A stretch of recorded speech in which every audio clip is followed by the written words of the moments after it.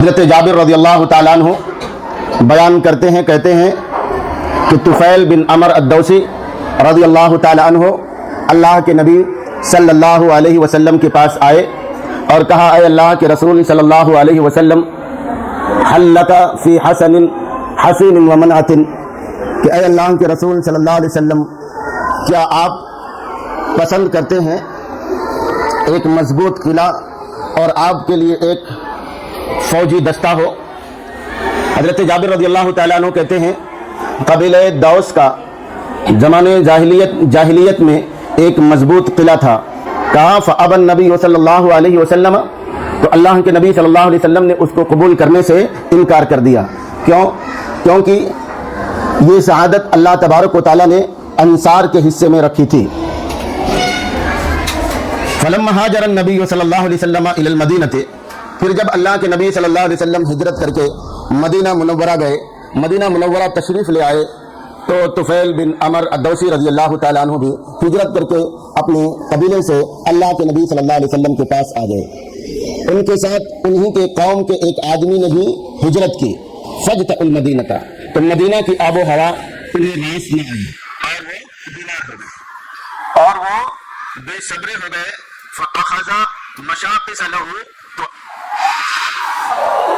تو انہوں نے اپنے ایک تیر کو لیا جو چوڑے پھل والا تھا، فقطع بها براجمہ، اور اس کے ذریعہ انہوں نے اپنے انگلیوں کے پور کاٹ ڈالے۔ فسخبت یداہ، تو ان کے ہاتھوں سے برابر خون بہنے لگا یہاں تک کہ وہ مر گئے۔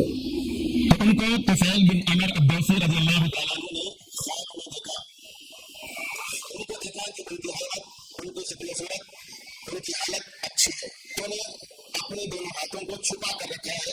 تو طفیل بن عمر الدوسی رضی اللہ تعالیٰ عنہ نے ان سے پوچھا کہ تمہارے رب نے تمہارے ساتھ کیا معاملہ کیا؟ ما صنع بک ربک، تو انہوں نے کہا، غفر لی بہجرتی الی نبیہ صلی اللہ علیہ وسلم، اپنے نبی کی طرف ہجرت کرنے کی وجہ سے اللہ رب العالمین نے مجھے بخش دیا، مجھے معاف فرما دیا۔ حضرت طفیل رضی اللہ تعالیٰ عنہ نے ان سے پوچھا، ما لی اراک مغطیا یدیک، کہ میں تمہیں دیکھ رہا ہوں کہ تم اپنے دونوں ہاتھوں کو ڈھانپے ہوئے ہو، چھپائے ہوئے ہو، کیا وجہ ہے؟ کہا ما لی اراک مغطیا، کہ میں تمہیں تمہارے دونوں ہاتھوں کو چھپائے ہوئے کیوں دیکھ رہا ہوں، یعنی تم اپنے دونوں ہاتھوں کو کیوں چھپائے ہوئے ہو؟ تو انہوں نے کہا، قیل لی لن نصلح منک ما افسدت، مجھ سے کہا گیا، کہنے والا کون ہے؟ اللہ تعالیٰ۔ کون ہے؟ اللہ رب العزت ہے۔ اللہ رب العزت نے کہا، لن نصلح منک ما افسدت، جس چیز کو تم نے اپنے ہاتھوں سے خراب کر لیا ہے میں اس کو ٹھیک کرنے والا نہیں ہوں، اس کو درست نہیں کروں گا جس کو تم نے خود خراب کر لیا ہے۔ حضرت طفیل بن عمر الدوسی رضی اللہ تعالیٰ عنہ نے یہ اپنے خواب کا پورا واقعہ اللہ کے نبی صلی اللہ علیہ وسلم سے بیان کیا۔ کہا فقصہ طفیل علی رسول اللہ صلی اللہ علیہ وسلم، تو یہ پورا قصہ حضرت طفیل بن عمر الدوسی رضی اللہ تعالیٰ عنہ نے اللہ کے رسول صلی اللہ علیہ وسلم سے بیان کیا۔ اللہ کے نبی صلی اللہ علیہ وسلم نے کہا، یعنی اللہ کے نبی صلی اللہ علیہ وسلم نے ان کے لیے دعا کی۔ فقال رسول اللہ صلی اللہ علیہ وسلم، تو اللہ کے رسول، اللہم ولیدیہ فاغفر، اے اللہ رب العالمین ان کے دونوں ہاتھوں کو بھی بخش دے، معاف فرما دے۔ اللہ کے نبی صلی اللہ علیہ وسلم نے ان کے لیے بخشش کی دعا کی۔ حدیث کے راوی ہیں حضرت طفیل بن عمر الدوسی رضی اللہ تعالیٰ عنہ، یہ ایک ممتاز صحابی تھے، قبیلہ دوس کے سردار تھے، جو یمن کے ایک طاقتور قبیلے سے تعلق رکھتا تھا۔ ان کا لقب ذوالنور تھا۔ یہ جاہلیت میں عرب کے معجز اشراف میں شمار ہوتے تھے، ایک مشہور شاعر اور ادیب اور ناقد تھے۔ طفیل بن عمر الدوسی رضی اللہ تعالیٰ عنہ مہمان نواز تھے، سخی تھے، لوگ پناہ مانگنے والوں کو پناہ دیتے تھے۔ ان کے اسلام قبول کرنے کا واقعہ یہ ہے کہ حضرت طفیل بن عمر الدوسی رضی اللہ تعالیٰ عنہ برابر مکہ تجارت سے یا کسی گھر سے آتے تھے۔ ایک بار جب وہ مکہ مکرمہ آئے تو قریش کے لوگوں نے انہیں اللہ کے نبی صلی اللہ علیہ وسلم سے ملنے اور آپ کی بات کو سننے سے منع کر دیا، یہ کہتے ہوئے کہ آپ صلی اللہ علیہ وسلم کا کلام جادو کا اثر کرتا ہے، لوگوں کو آپس میں تقسیم کر دیتا ہے۔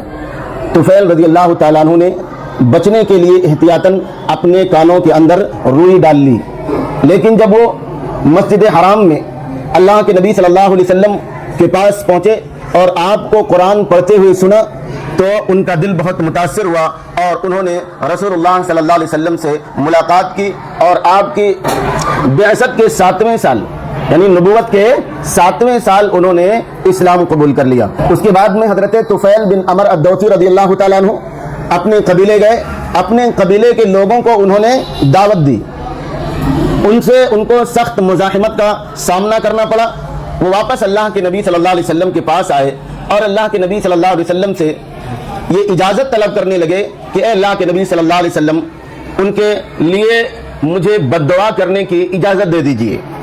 لیکن اللہ کے نبی صلی اللہ علیہ وسلم نے قبیلہ دوس کے لیے دعا کیا، اللہم اہدی دوسن، اللہم اہدی دوسن، اے اللہ رب العالمین قبیلہ دوس کے لوگوں کو ہدایت دے۔ صحیح بخاری کے اندر یہ روایت موجود ہے۔ اللہ کے نبی صلی اللہ علیہ وسلم نے انہیں سختی کے بجائے نرمی سے دعوت دینے اور صبر کرنے کی تلقین کی۔ بعد میں حضرت طفیل بن عمر الدوسی رضی اللہ تعالیٰ عنہ کی تبلیغ سے ان کے قبیلے کے کئی لوگ کیا ہے ایمان لے آئے، مسلمان ہو گئے، جن میں مشہور صحابی رسول حضرت ابو ہریرہ رضی اللہ تعالیٰ عنہ بھی شامل ہے۔ اللہ کے نبی صلی اللہ علیہ وسلم کے پاس ہجرت کر کے طفیل بن عمر الدوسی رضی اللہ تعالیٰ عنہ غزوہ خیبر کے موقع پر آئے اور غزوہ خیبر میں بھی حصہ لیا۔ اپنے قبیلے کے 70 یا 80 گھرانوں کے ساتھ مدینہ کی طرف ہجرت کی۔ خیبر کے فتح کے وقت یہ اللہ کے نبی صلی اللہ علیہ وسلم کے ساتھ تھے۔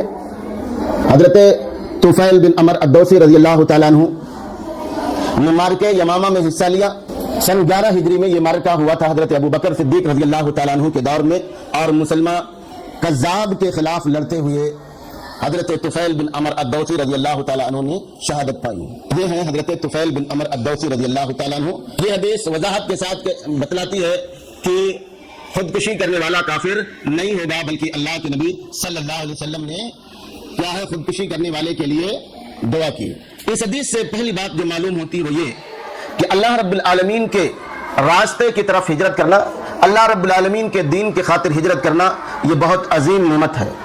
ہجرت ایک ایسا عمل ہے جس کی وجہ سے اللہ رب العالمین کیا ہے بندوں کی مغفرت فرما دیتا ہے، یہاں تک کہ ہجرت کی وجہ سے اگر کوئی آدمی خودکشی جیسا سنگین گناہ بھی کر لے تو اللہ تبارک و تعالیٰ اس کو معاف کر دیتا ہے۔ دوسری بات اس حدیث سے یہ معلوم ہوئی کہ اس آدمی نے جو قبیلہ دوس سے تعلق رکھتا تھا بے صبری دکھائی اور اس نے اپنے ہاتھ کو کاٹ لیا، جو ایک گناہ تھا۔ مصیبت پر صبر کرنا ضروری ہے، بے صبرہ ہو جانا کیا ہے گناہ کا سبب بن سکتا ہے۔ یہ حدیث پیغام دیتی ہے کہ کسی بھی مصیبت کے وقت کیا ہے اتنا بے صبرہ نہیں ہو جانا چاہیے کہ آدمی اپنے آپ کو گناہوں میں جھونک لے، اللہ رب العالمین پر بھروسہ نہ کرے۔ اس حدیث سے تیسرا مسئلہ اور تیسرا پیغام یہ معلوم ہوا کہ اس شخص نے جس نے اپنے انگلیوں کے جوڑ کو پور کو خود نقصان پہنچایا تھا، جس سے اس کی موت واقع ہوئی تھی، اس نے خود خوشی کر لی تھی، اللہ رب العالمین نے اس کے ہجرت کے بدلے اس کو تو بخش دیا، جنت میں پہنچنے کے بعد بھی اللہ رب العالمین نے جو اپنے ہاتھوں کو اس نے خراب کیا تھا کاٹ کر کے، اللہ رب العالمین نے اس کو بھی درست نہیں کیا۔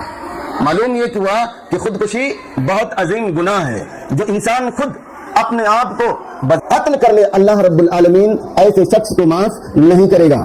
چوتھی بات یہ معلوم ہوئی کہ اس شخص کے لیے اللہ کے نبی صلی اللہ علیہ وسلم نے مغفرت کی دعا کی۔ اس سے یہ پتہ لگتا ہے کہ اگر کوئی آدمی خودکشی کر لے بے صبرہ ہو کر کے یا کسی وجہ سے، تو اس کے لیے مغفرت کی دعا کرنی چاہیے۔